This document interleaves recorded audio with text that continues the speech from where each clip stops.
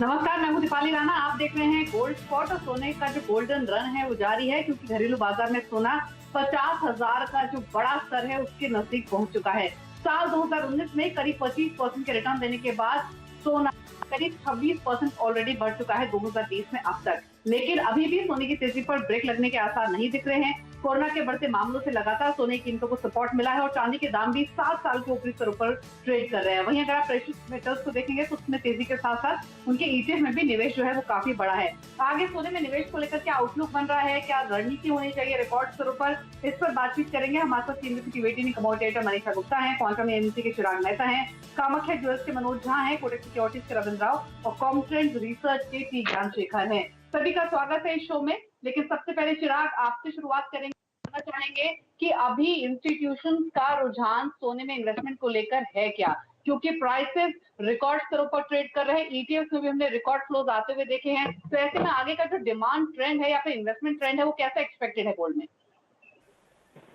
जी, आपने जैसे कहा कि ईटीएफ्स में हम काफ़ी अच्छी बाइंग देख रहे हैं इन्वेस्टर्स के साइड से। अगर वाईटीडी नंबर्स देखें तो 3,500 करोड़ का इनफ्लो हमने देखा है on a net basis. Even last month closer to 500 crore, 494 crore का फ्लोज हमने देखा है गोल्ड ईटीएफ्स में। सो एक ट्रेंड जो है वो काफ़ी रोबस्ट है, काफ़ी इन्वेस्टमेंट्स हम आते हुए देख रहे हैं गोल्ड ईटीएफ्स में।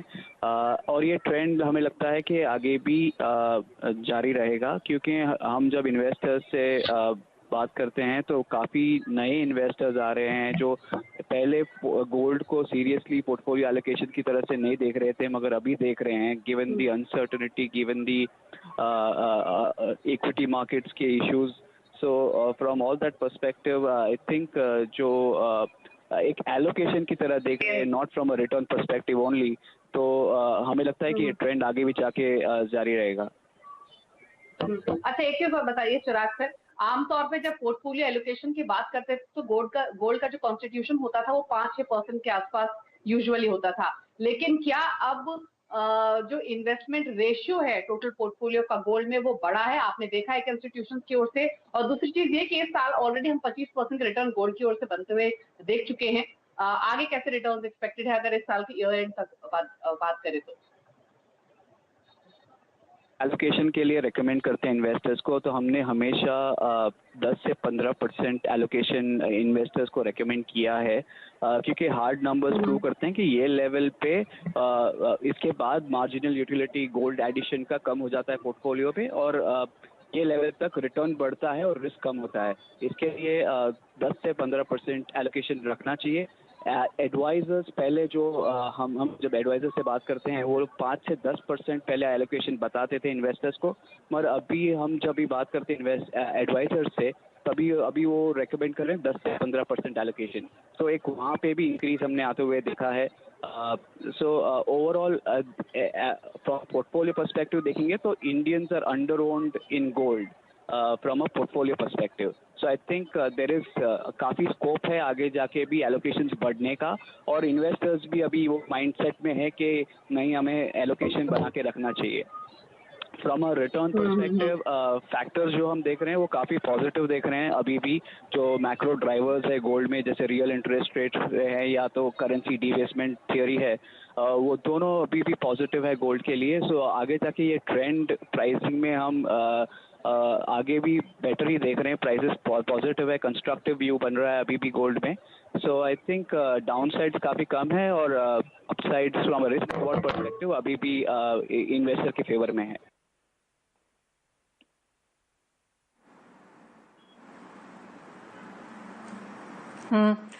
क्लियरली यहाँ पर तेजी सोने में बरकरार है और हमने अच्छी खासी खरीदारी यहाँ पर ईटीएफ्स के थ्रू और गोल्ड फंड्स के थ्रू लौटते हुए देखी है भारतीय बाजारों में और अंतर्राष्ट्रीय बाजारों में भी, जैसे अभी हमारे एक्सपर्ट्स बता रहे थे। मनोज, आपसे जानना चाहेंगे किस तरह की खरीदारी अब यहाँ पर हम बाजार में आता हुआ देख रहे हैं, क्योंकि ETF, paper gold, financial instruments में तो हमने गेन्स आते हुए देखे हैं, लेकिन जो स्पॉट मार्केट्स हैं, ज्वेलरी बाजार हैं, यहाँ पर अभी भी पिछले साल के मुकाबले शायद 30 से 40% की ही खरीदारी आते हुए नजर आ रही है। फिजिकल बाइंग आप कहेंगे इसी स्तर पर अगले कुछ महीने के लिए जारी रह सकती है? मनीषा जी, ये जो गोल्ड की बाइंग है अभी बहुत अच्छी तरीके से हो रही है। मैं आपको इसलिए, ये कोरोना का इतना बड़ा तकलीफ है, इतनी अनसर्टेनिटी है, लोगों के जॉब जा रहे हैं, इन सब के बावजूद भी ऐसा लगता है कि गोल्ड एक लग्जरी गुड्स है, ज्वेलरी एक लग्जरी गुड्स है। तो हम ज्वेलर्स ऐसा सोच रहे थे कि वो सबसे लास्ट में उसका नंबर आएगा, लेकिन ऐसा कतई नहीं है। पिछले महीने भी जहां भी लॉकडाउन नहीं है, जहां भी सुविधाएं हैं, वहां शादियों के लिए लोगों ने अच्छी खासी गोल्ड की खरीदारी की है। जिस दुकानों में सहूलियत थी वहां पे अच्छी खासी खरीदारी की है।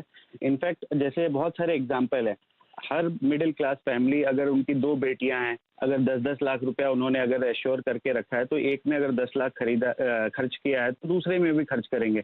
अब इसमें दूसरे खर्चे तो कर नहीं सकते, गवर्नमेंट के 50-50 लोगों का जो एक नोटिफिकेशन आया हुआ है, तो बाकी सब खर्चे बंद हो जाते हैं।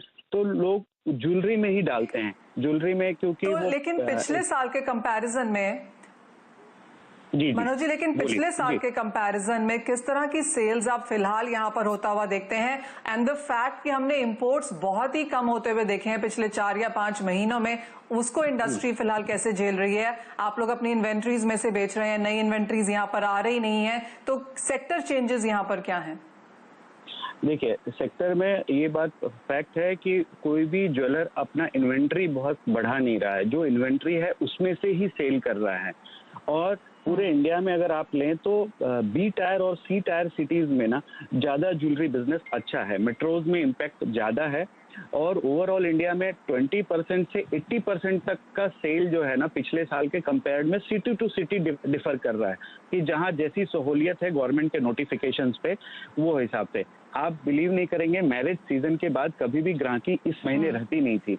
आज मैरिज सीजन खत्म हो गया 27-28 तारीख के आसपास, उसके बाद भी हर जगह जो लोगों का एंगेजमेंट है, बहुत शादियां नहीं हुई है, वो लोग इस चीज को बढ़ावा दे रहे हैं और छोटे छोटे टुकड़ों में अपनी एंगेजमेंट कर रहे हैं, शादियों की तैयारी कर रहे हैं। और ज्वेलरी का हर जगह जहां मौका मिल रहा है, जहां कंफर्टेबल है, वहां पे खरीदारी गोल्ड में अच्छी खासी आ रही है। और लोगों को ऐसा अंदेशा है कि ये गोल्ड रेट और बढ़ेगा, क्योंकि आप देख रहे हो कि कोरोना का तकलीफ है। क्या कहते हैं, WHO ने अभी जब ये बता दिया कि भाई ये एयरबॉर्न भी हो सकता है, इस तरह की न्यूज हर जगह व्हाट्सएप और ये न्यूज चैनल्स पे फैल रही हैं, तो ये लोगों को ऐसा लग रहा है कि ये, और इन्फ्लेशन अगर आगे बढ़ता ही नजर आ रहा है, लॉन्ग टर्म में कम होता हुआ नहीं दिख रहा है, सेंट्रल बैंक रेट्स अपने कट कर रहे हैं, तो हर तरह से जो माहौल है वो गोल्ड के रेट बढ़ाने का, आपका पॉइंट जी, तो इसलिए लोगों के मन में है कि जो